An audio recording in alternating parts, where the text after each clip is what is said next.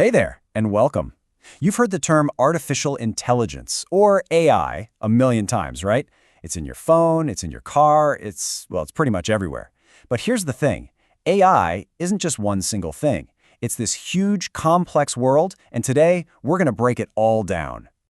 So let me ask you this. Is your smart assistant, the one that tells you jokes and sets timers, is it as intelligent as a car that can literally drive itself through city traffic? I mean, they're both called AI, but you're about to see just how worlds apart they really are.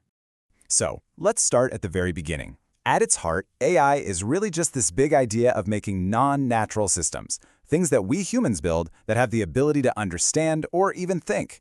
It's a concept, not a robot. And how we bring that concept to life is what creates all the different flavors of AI we're going to talk about. To really get a grip on all this, it helps to look at the world of AI through two different lenses. Think of them as two different ways of asking, okay, what kind of AI are we actually dealing with here? So our first lens is all about capabilities. Basically, what can it do? How powerful is it? And the second lens is about its functionalities. So how does it think? How does it process information and learn from it? Let's kick things off with that first lens, capabilities. All right, let's talk about the power scale.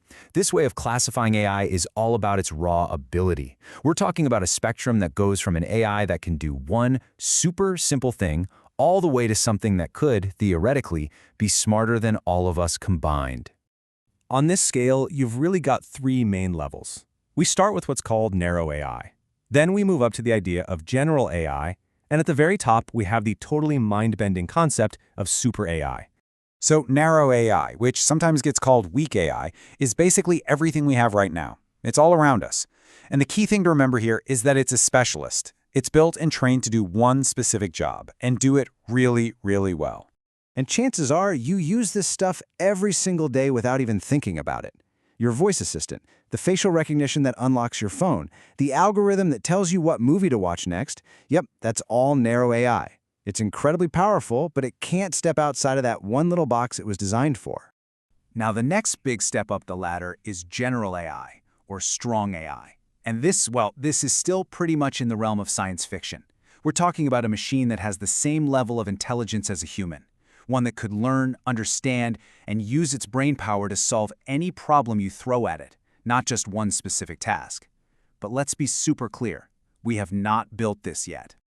And that brings us to the final level, super AI. This is where things get really wild. This is a hypothetical AI that wouldn't just be as smart as a human, it would blow past us in every way you can imagine.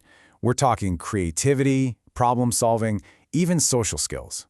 And that's where the idea gets truly profound. A superintelligence like this could potentially develop its own consciousness, with its own feelings, its own goals, its own beliefs. It's an idea that's as fascinating as it is, for a lot of people, pretty terrifying.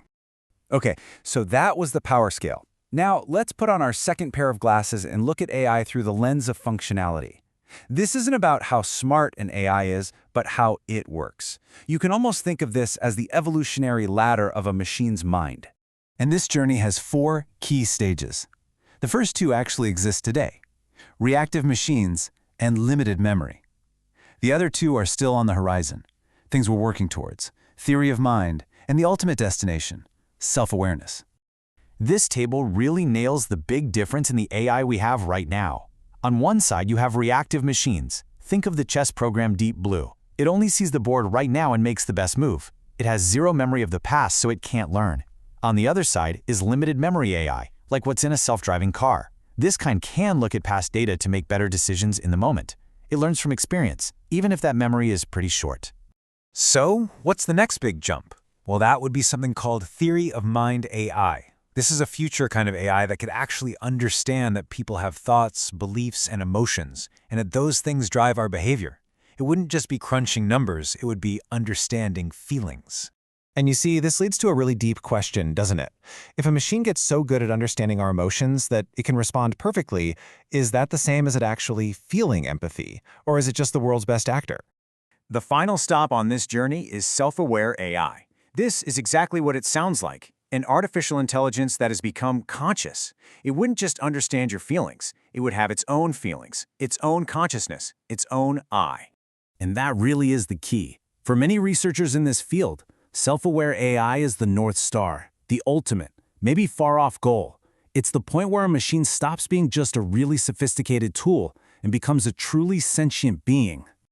So, we've looked at AI based on its capabilities and based on its functionality. Let's put these two ideas together now, because when we do, we get a crystal clear snapshot of where AI is right now and where it's all going. And here is the single most important takeaway. When you combine those two frameworks, you realize that pretty much every AI system out there today fits in one box. It's a narrow AI, a specialist that operates using a limited memory. That self-driving car and your smart assistant? Yep, they both live right here. This chart just makes it perfectly clear. We are living firmly and exclusively in the age of narrow AI.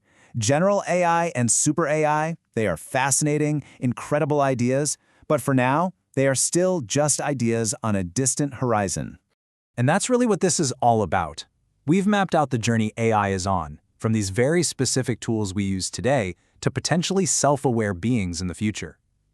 So as we walk down that road, moving from what is to what could be, the biggest question isn't really about the tech, it's about us. Are we ready for what comes next?